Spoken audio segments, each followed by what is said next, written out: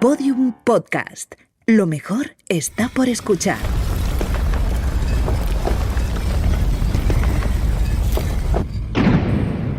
Dentro de la pirámide, con Nacho Ares.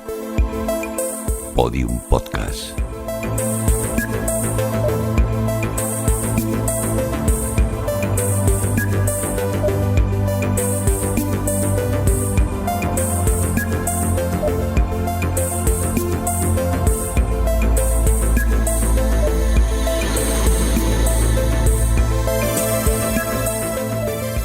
Bienvenidos a Dentro de la Pirámide, tu espacio dedicado a la historia de Egipto, la arqueología, sus misterios, sus dioses, todo ello cada pocas semanas aquí en Podium Podcast. Somos muchísimos bloques ya formando esta grandiosa pirámide de conocimiento y sobre todo de inquietud, para intentar conocer qué es lo que realmente subyace sobre nuestro pasado.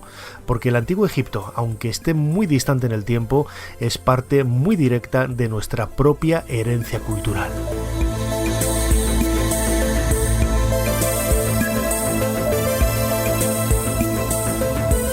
Hace pocas semanas se hacían públicos los últimos hallazgos realizados en Taposiris Magna. Es una antigua ciudad grecorromana situada a 50 kilómetros al oeste de Alejandría. Allí, algunos investigadores dicen que pueden estar los restos de Cleopatra. Ella precisamente va a ser la protagonista de este podcast. Una mujer que a lo largo del siglo I y desde luego en generaciones sucesivas ha marcado un poco el devenir, casi como decía el otro día en mi videoblog Dentro de la Pirámide, que tiene este mismo nombre en YouTube. Es casi una parte intrínseca de esa cultura pop de las últimas décadas, especialmente a partir de la película The Mankiewicz del año 1963, en donde Elizabeth Taylor protagonizó a una imagen que se ha convertido en algo icónico. Y cuando pensamos en Cleopatra, no pensamos en la referencia a través de la arqueología, de las monedas, de los bustos que han llegado de ella, sino pensamos en esa imagen absolutamente idealizada, idílica, hermosa, bella de Elizabeth Taylor. Os llamaré en cuanto termine, no tardaré mucho. ¿Espadas? ¿Jabalinas? ¿O también a mí me vas a prender fuego? Ha llegado el momento de que hablemos claro de una vez. Sean cuales fueren tus opiniones, has de saber que yo ante todo soy César. No olvides que soy Cleopatra, reina de Egipto, hija de Isis. Si yo lo digo y cuando yo lo diga, tú serás únicamente lo que diga yo y nada más. Ave, César. Tú, descendiente de varias generaciones del vicio, degeneradas e incestuosas, ¿cómo es posible que te atrevas a llamar bárbaro a nadie? Bárbaro. Hija de un flautista idiota, borracho, que consiguió el trono con dádivas. Pusisteis un precio muy alto, ¿lo has olvidado? Estoy harto de ser condescendiente, no hacéis más que vivir siempre apoyados en las ruinas de vuestras glorias pasadas. Lo que a mí me preocupa es el futuro. Pues si es así, déjame en paz y haz lo que yo te diga. Lo que tú me digas. Como si yo fuese un simple botín de guerra. Si a mí me gustase considerarte como tal. Debo entender entonces que puedes hacer de mí lo que quieras y cuando te plazca. Sí, eso es lo que he querido decir. ¿Y por qué no te pones siquiera tu bellísima corona de laurel para que yo recuerde que es César quien me honra? Hablas demasiado. Temo que así no te voy a gustar. César, atacan la puerta de la luna. ¡La puerta de la luna! ¡Un fuerte ataque!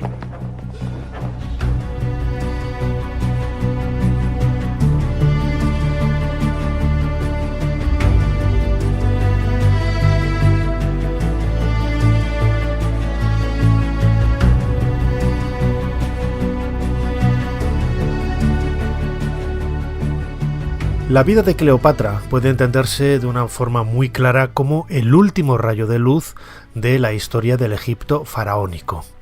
La dinastía de los Ptolomeos es una dinastía griega que comienza en el 323 antes de nuestra era con la muerte de Alejandro Magno. Alejandro había conseguido, a pesar de su juventud, un enorme imperio por todo el oriente conocido de entonces, hasta llegando incluso a la India, y la provincia de Egipto, la parte de Egipto, cayó en manos de su general más allegado, que era Ptolomeo. Él se coronó como Ptolomeo I y es el iniciador de esta dinastía tan importante que ha llegado hasta nosotros pues de una manera quizás poco comprendida. Yo en muchas ocasiones he comentado, más en broma que en serio, que hasta la muerte de Alejandro Magno en el 323 antes de nuestra era, eso es historia, eso es egiptología, y desde el 323 en adelante eso es periodismo. Lógicamente es una broma porque la época de esos casi 300 años que dura la dinastía de los Ptolomeos cuenta con logros realmente destacados. No solamente la figura de Cleopatra, que quizás es la más popular, la más conocida, sino también desde el punto de vista arquitectónico, desde el punto de vista cultural. Hay que pensar que en aquella época la fundación de Alejandro Magno, Alejandría, se había convertido en el centro cultural de sabiduría y de conocimiento del mundo antiguo, sustituyendo y traspasando de una manera muy notable a la antigua ciudad de Atenas, que había dejado atrás ese halo de ciencia, casi de misticismo que había caracterizado a los primeros filósofos. Alejandría la sustituyó en este sentido, y a partir de ahí podemos leer entre líneas el valor y la importancia que marcó Ptolomeo I y su dinastía de gobernantes hasta prácticamente la muerte de Cleopatra, pues con una historia absolutamente increíble. Francisco Bosch es conservador del Griffith Institute de Oxford. Es una de las personas que mejor conoce, porque a ello ha dedicado todos sus años de investigación, la dinastía de los Ptolomeos.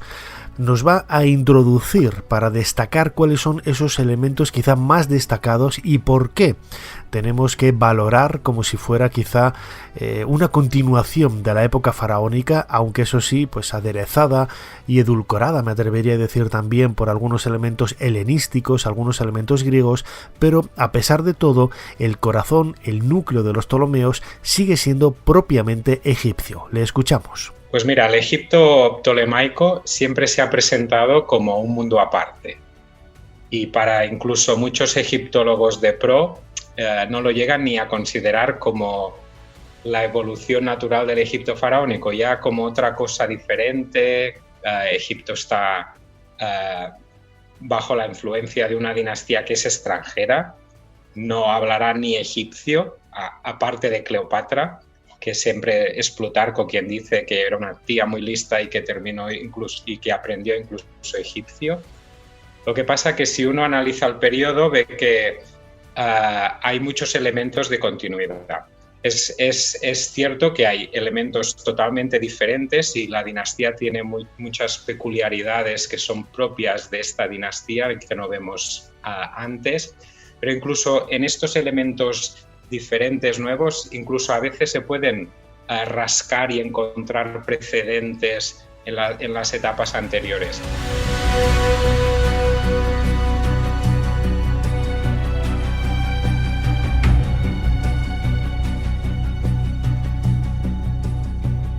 Es cierto que Egipto se había visto abrumado quizás por la cantidad de influencias del mundo grecorromano, del mundo helenístico, sobre todo en estos primeros 3 siglos antes de nuestra era, pero no deja de ser un detalle importante que, por ejemplo, la protagonista de nuestro podcast, la reina Cleopatra, fuera, aunque realmente en el último de los casos, al ser la última reina, ella tuvo un interés muy especial en recuperar todo ese pasado mágico y ancestral, ¿no?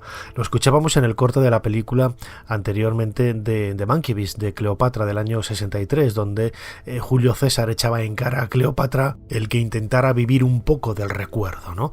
Tampoco creo que sea así, pero desde desde luego, la imagen de Cleopatra que ha llegado hasta nosotros tenemos que cambiarla absolutamente de una forma exponencial. Hay que girar 180 grados para descubrir a una mujer que no solamente reconoció el pasado de su pueblo, sino que también, aun siendo griega, ella aprendió egipcio. Fue la primera reina de Egipto en la dinastía de los Ptolomeos que se tomó muy en serio ese bagaje anterior que había de época faraónica. Prueba de ello es que en la propia dinastía de los Ptolomeos encontramos quizá algunas de las referencias más notables, más brillantes del paso de la cultura helenística por el mundo de los faraones, y que han llegado hasta nosotros no como un elemento aparte, sino como algo propiamente faraónico. La historia de Egipto comienza grosso modo en el 3000-3100 antes de nuestra era y acaba con la muerte de Cleopatra. En esos 3000 años de historia vamos a encontrar, como sucede con cualquier otra cultura, otra civilización, valles, subidas, bajadas que marcan, bueno, pues el propio devenir natural de la historia de ese lugar o de esa cultura. Y no por ello, por ejemplo, cuando hablamos de los periodos intermedios en la historia de Egipto, en donde hubo una serie de crisis, en donde hubo invasiones extranjeras, siempre se toma como algo faraónico, porque el trasfondo cultural del Valle del Nilo sigue muy presente, aunque sea en un segundo plano. Sin embargo, en el mundo tolemaico quizás este trasfondo es mucho más fuerte, tiene mucho más empaque, y la oportunidad que nos da, por ejemplo, con la cantidad de fuentes de textos, porque la literatura y las referencias religiosas, históricas, mitológicas, científicas de esta época son abrumadoras, nos permiten conocer muy de cerca cómo era la historia de los faraones. Francisco Bosch, una vez más, nos abre los ojos sobre la realidad de los Ptolomeos y nos descubre 3 aspectos que realmente nos van a sorprender de esta dinastía tan apasionante. Por una parte, es la dinastía más larga de toda la historia antigua egipcia. Otra cosa importante es muchos elementos que la cultura popular concibe como egipcios por excelencia pertenecen precisamente a esta etapa final. Te pongo 3 ejemplos muy rápidos. La piedra de Rosetta, uno de los monumentos más importantes de la historia antigua egipcia, fundamental para el desciframiento de los jeroglíficos, es un decreto tolemaico, resultado de un sínodo sacerdotal. Otro ejemplo, los templos egipcios. Podemos dejar Karnak y Luxor de lado, pero los grandes templos egipcios del Valle del Nilo son monumentos tolemaicos, y algunos que se continúan construyendo o completan en época romana. Y un tercer ejemplo, uno de los grandes faraones de la historia egipcia antigua, en realidad una mujer, Cleopatra, pues es precisamente la última integrante de esta dinastía.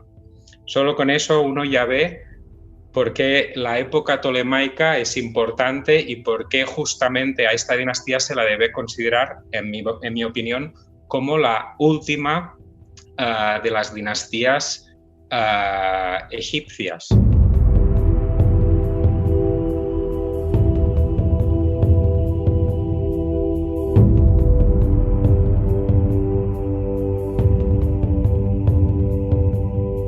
Sería de necios negar la importancia de la dinastía tolemaica. Un ejemplo muy claro es la Biblioteca de Alejandría, por sumar un elemento más a los que comentaba ahora Francisco Bosch, conservador del Griffith Institute de Oxford. La Biblioteca de Alejandría supuso la aglomeración del conocimiento almacenado durante casi 3000 años en los templos egipcios. Tenemos que imaginarnos pues una biblioteca con miles o millones de rollos de papiro, en donde había literatura, en donde había filosofía, en donde había medicina, matemáticas, ingeniería, multitud de ciencias y sobre todo conocimiento religioso que por desgracia se ha perdido, no tanto quizás por el incendio provocado por Julio César, sino porque las circunstancias que rodearon a la historia de la biblioteca, que realmente no fue destruida en ese primer siglo antes de Cristo, sino que todavía coleó con brillo y con importancia durante varias generaciones y siglos más, en definitiva, ese conocimiento se fue perdiendo, se fue diluyendo y por desgracia no ha llegado hasta nosotros.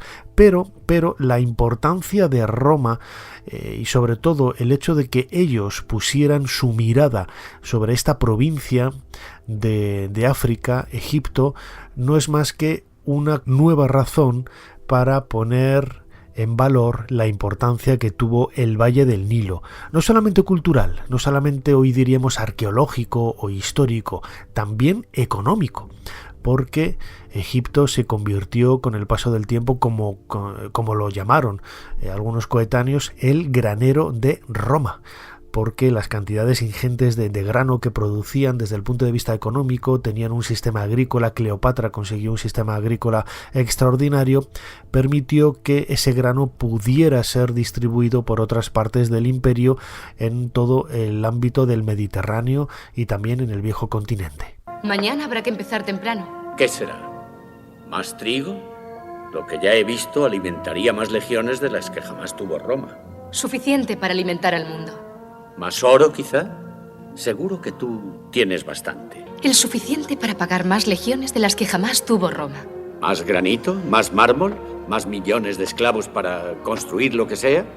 ¿Rutas hacia la India o atajos hacia el este? ¿Qué puede haber en Egipto que aún no haya visto? Quizá el propio Egipto y su razón de ser. Mi responsabilidad es Roma.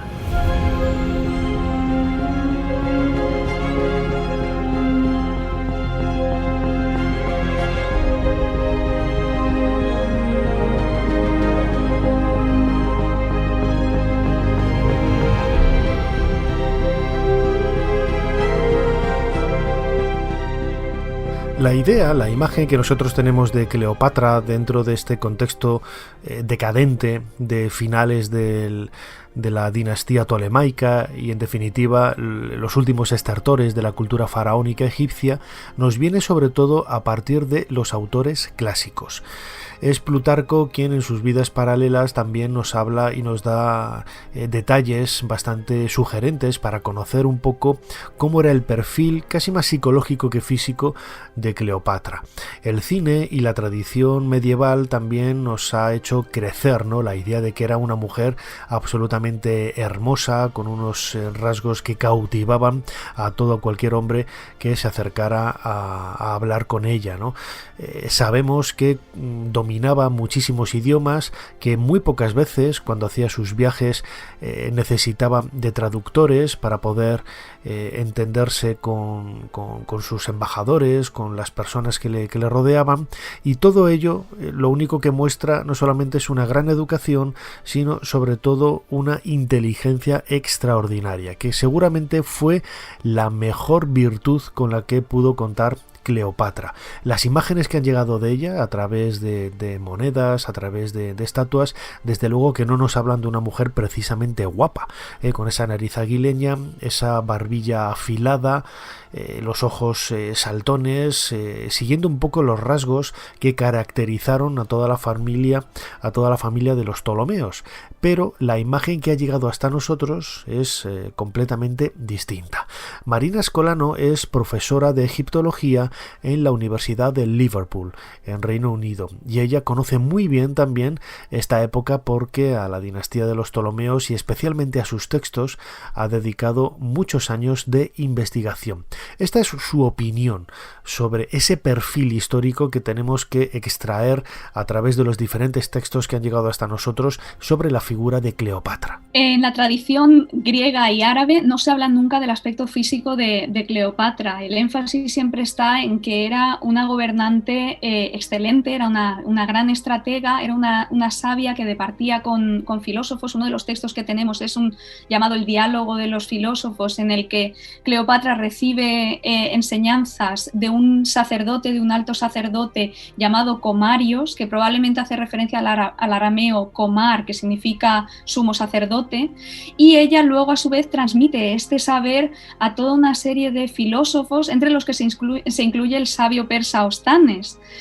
Así que Cleopatra aparece aquí no como una seductora o una manipuladora como en la tradición romana, que al fin y al cabo deriva de una situación en la que Cleopatra es la enemiga de Roma, sino una tradición que probablemente es la tradición interna egipcia, la tradición que se conocía dentro del propio egipcio y que fue potenciada por ella, y en la que figura como esta mujer de gran sabiduría.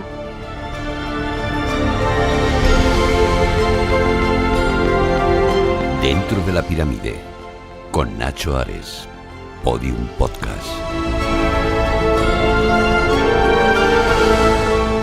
Algo debió de tener Cleopatra para fascinar no solamente a Julio César, a Marco Antonio, sino a todos los pensadores, historiadores, escritores, filósofos que se acercaron siglos después a su figura.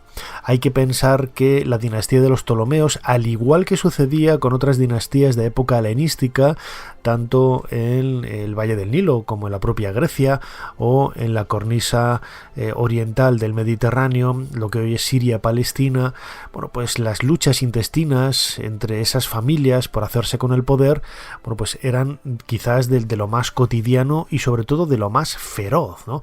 Hay que pensar que Cleopatra había nacido en Alejandría en el año 69 antes de nuestra era, falleció en el año 30 con apenas 40 años, y en esas 4 décadas de vida, pues ella tuvo que sufrir quizás los contratiempos propios de su dinastía. Era hija de Ptolomeo XII, su madre era Cleopatra V, y al mismo tiempo ella tuvo que casarse con su hermano, quien sería Ptolomeo XIII, para poder llegar al trono.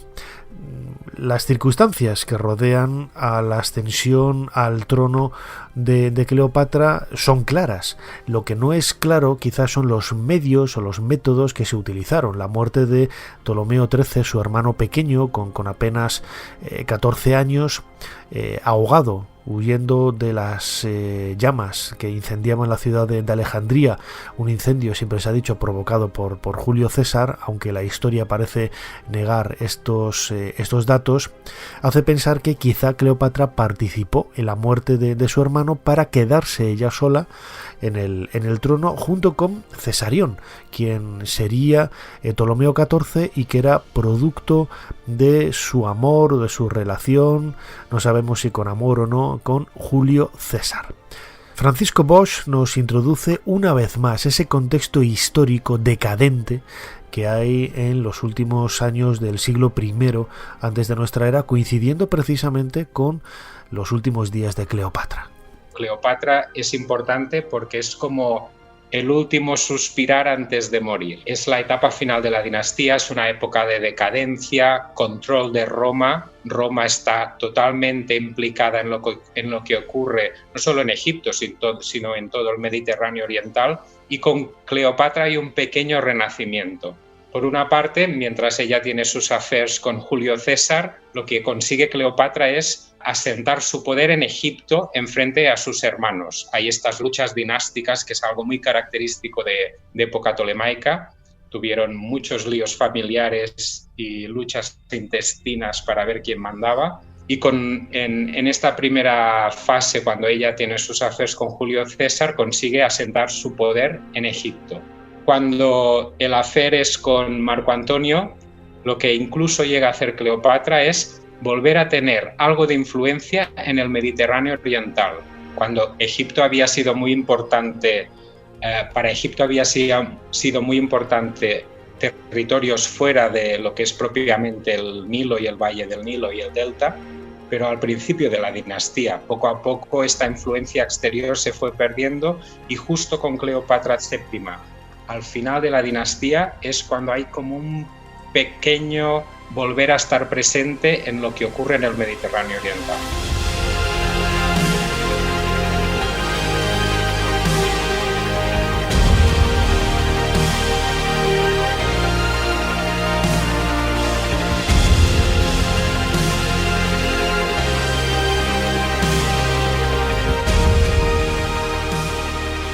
Pero Cleopatra fue mucho más que una extraordinaria lingüista, una extraordinaria mujer dedicada a la diplomacia, fue también maga.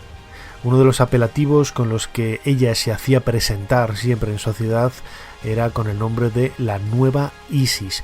Y precisamente ello viene un poco derivado de ese conocimiento que tuvo del egipcio clásico, de la lengua que hablaba su pueblo, aunque ella era de origen griego y quizás su lengua habitual era el griego con los miembros de su familia o los asesores de la administración, los políticos, etc. Ella se molestó en aprender jeroglífico, en aprender egipcio y estudiar antiguos tratados. Isis, la esposa del dios Osiris, se caracteriza precisamente por ese aspecto mágico. Uno de los nombres con los que es muy popular esta diosa es la Grande en Magia. Marina Escolano nos habla precisamente de algunos de los elementos más llamativos vinculados a Cleopatra, con esa relación mágica por medio canalizada a través de la diosa Isis.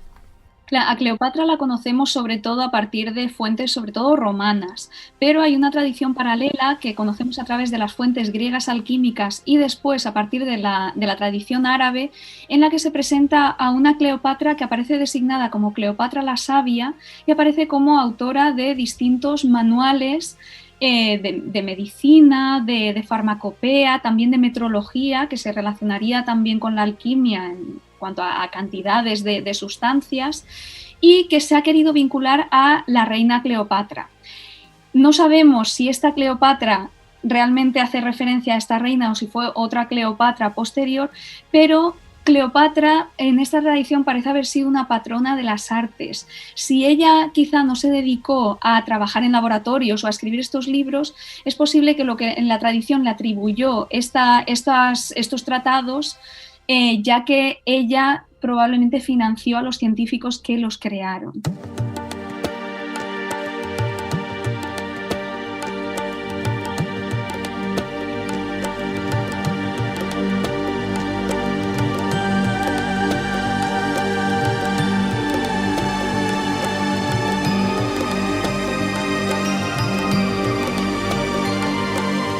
Muchos de los misterios que rodean a la figura de Cleopatra VII seguramente serían resueltos el día en el que aparezca su tumba.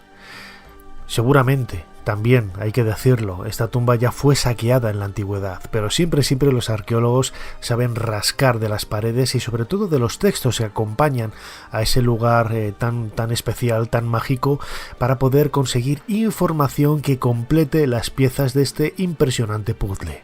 Los autores clásicos coinciden todos en decir que Octavio, a la muerte de Marco Antonio y días después de Cleopatra, los mandó enterrar juntos en una tumba especial que había en Alejandría, pues cerca de su palacio, y que algunos han interpretado también que podría ser el propio templo de Isis, uno de los lugares predilectos de la reina Cleopatra, por ese vínculo que escuchábamos ahora hace unos minutos con la voz de Marina Escolano y los comentarios que yo hacía, ¿no? de esa nueva Isis, que era el apelativo con el que la reina Cleopatra se presentaba en sociedad. Sin embargo, hace 15 años comenzaron las excavaciones en Taposiris Magna.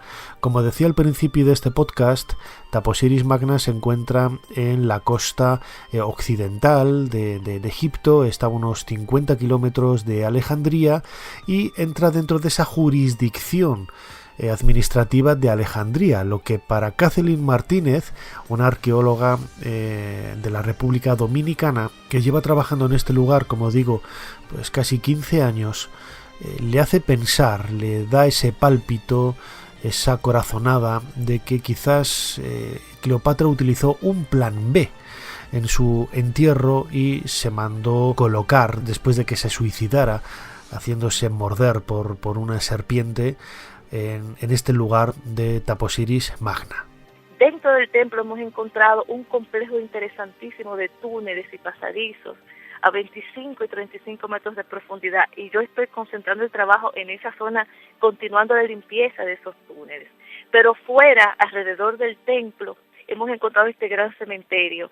Seguimos limpiándolo y seguimos encontrando cuerpos, momias. Hemos podido limpiar 4 nuevas tumbas. Las tumbas son grandes, más o menos de unos 5 metros por 5, y dentro de cada tumba de esta hay muchos nichos. Dentro de ellos cuerpos momificados, y más o menos dentro de cada tumba podemos encontrar unos 40, 50 cuerpos. Se sabe ya que es el cementerio de la corte de un faraón, de nobles, y esto nos anima a seguir con la idea de que en la zona hay una tumba real. Todos del periodo griego, por los artefactos que hemos encontrado dentro de la tumba, mesas de ofrenda, jarras, diferentes tipos de cerámica, todos del periodo griego. Seguimos trabajando dentro de lo que serían el área del templo en sí, porque siempre he pensado que la tumba de Cleopatra debe estar dentro de este templo, porque dentro de este templo hemos encontrado una capilla dedicada a la diosa Isis, y yo sostengo que la tumba de Cleopatra tiene que estar cerca de esa zona.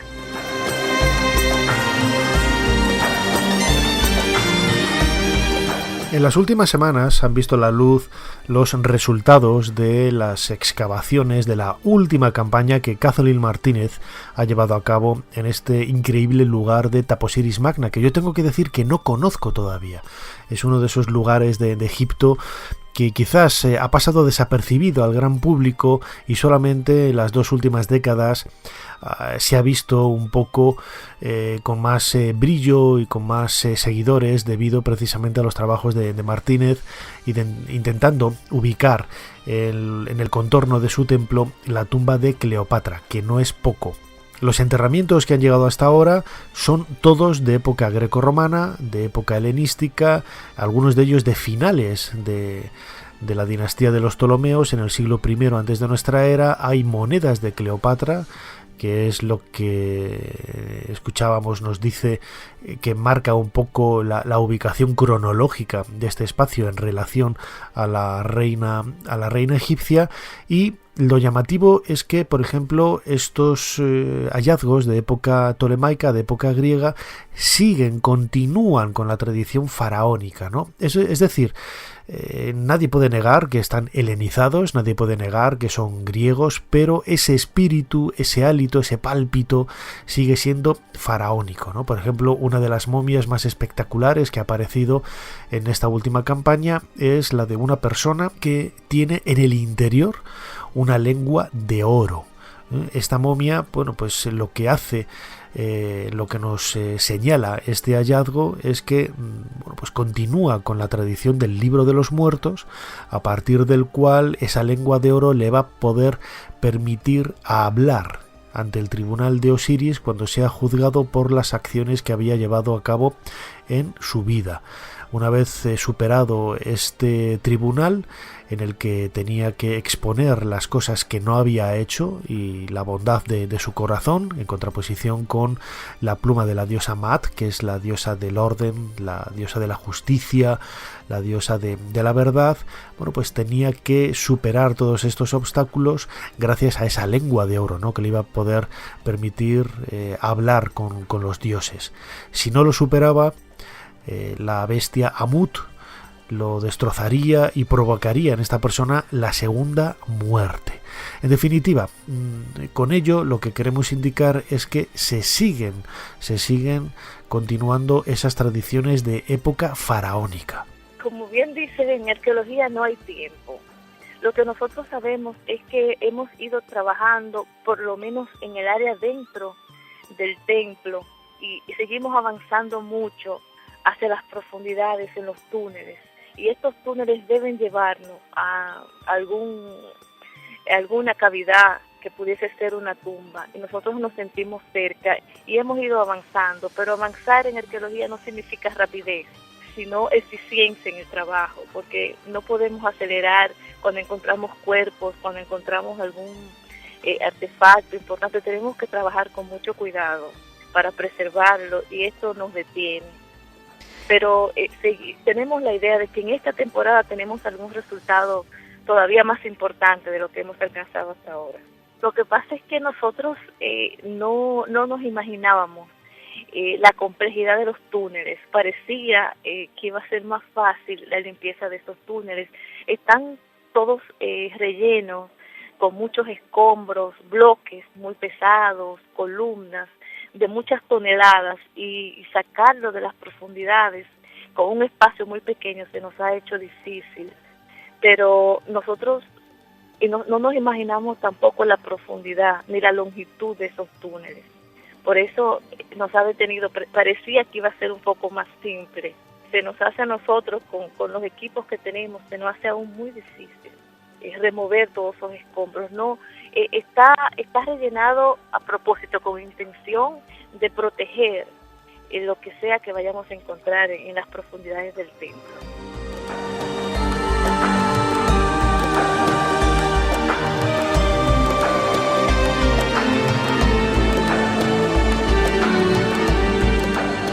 Si alguien me preguntara mi opinión sobre la posibilidad de que la tumba de Cleopatra esté en Taposiris Magna, tal y como lleva buscando 15 años Kathleen Martínez, yo sería estricto y diría que no lo creo.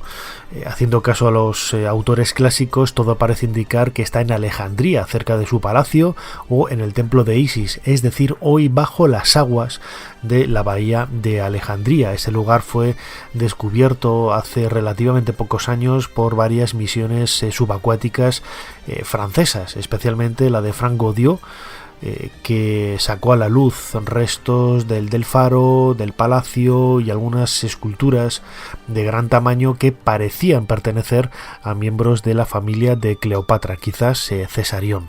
En cualquier caso, eso no quita para que no sería la primera vez. No sería la primera vez que un arqueólogo parece contravenir o contradecir la lógica más densa, la lógica más pesada, y al final acaba teniendo razón. En muchas ocasiones la arqueología es una disciplina científica que se nutre del pálpito personal, de la propia vivencia del investigador o de la investigadora, en este caso como Kathleen Martínez. Y yo no dejaría de lado la posibilidad de que estuviera en Taposiris Magna, aunque insisto que no lo creo, no sería lo lógico. Pero esas corazonadas, esas ideas a partir de las cuales construyes y marcas metas en tu vida, normalmente tienen una trascendencia y una razón de ser. Quizás no está la tumba de Cleopatra, pero quizá seguramente descubran algo importante a partir de lo cual se pueda reconstruir los últimos años de esta mítica y casi legendaria reina de Egipto. La teoría se basa precisamente en el estudio que hice de los últimos días de la vida de Cleopatra, su muerte y el uso de la serpiente como forma de morir. Fue el inicio de un acto religioso que necesariamente tenía que concluir con Cleopatra enterrada en un templo, y ahí duré varios años estudiando cuál pudiese ser ese templo, hasta que lo ubiqué en lo que en la antigüedad se llamó el templo de Taposiris Magna, que fue el templo más sagrado de su tiempo. Lo que pasa es que el templo está muy destruido, y muchos de todos los historiadores y arqueólogos entendían que este templo no había sido concluido, no había sido terminado, y por eso no le habían dado mucha importancia.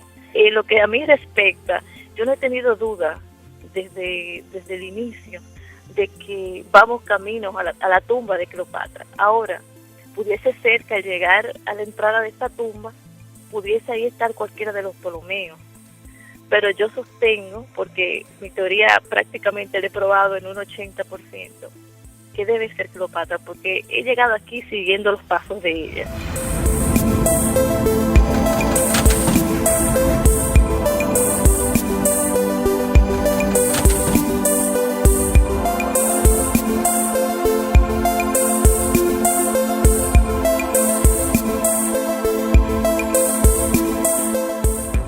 A eso me refería, con los pálpitos y la emoción que surge seguramente del corazón de Kathleen Martínez cuando expresa e intenta compartir con tanta vehemencia y tanto entusiasmo sus propias inquietudes y sus propias seguridades alrededor de esta búsqueda, casi como si fuera una meta vital, encontrar la tumba de Cleopatra, quizás en uno de los lugares donde nadie hubiera buscado, pero que si bien no es la tumba de esta reina, bien podríamos encontrar la tumba de otro de los grandes reyes de los Ptolomeos, que no sería quizás un resultado menor.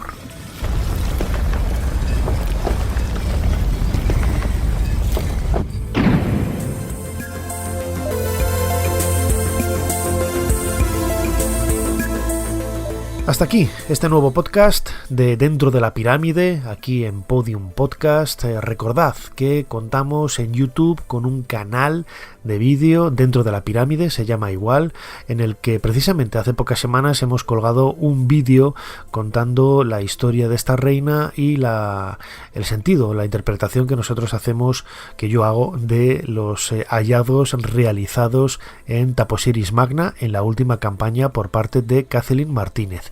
Si queréis escuchar los audios de los programas emitidos hasta ahora, ya sabéis que lo podéis hacer especialmente por medio de la plataforma de Podium Podcast, la aplicación de Podium Podcast, que yo creo que es la mejor herramienta para poder escuchar el programa, o a través de otros agregadores de audio, ya sean iVoox, ya sea Spotify, Apple Podcasts, iTunes, que no sé si es lo mismo, porque yo como no lo uso, pues no sé si estoy diciendo los diferentes nombres de la misma cosa, pero bueno, en cualquier sitio, en Google Podcast también, en cualquier sitio vais a encontrar los podcasts de Dentro de la Pirámide, en donde cada 2 semanas aportamos nuestro granito de arena, nuestro bloque de piedra, mejor dicho, para construir esta gigantesca pirámide de historia, arte, arqueología, misterios, leyendas y grandes personajes como la mítica Cleopatra.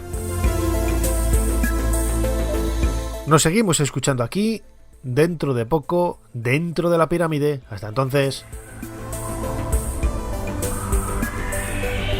Dentro de la Pirámide, con Nacho Ares, en Podium Podcast.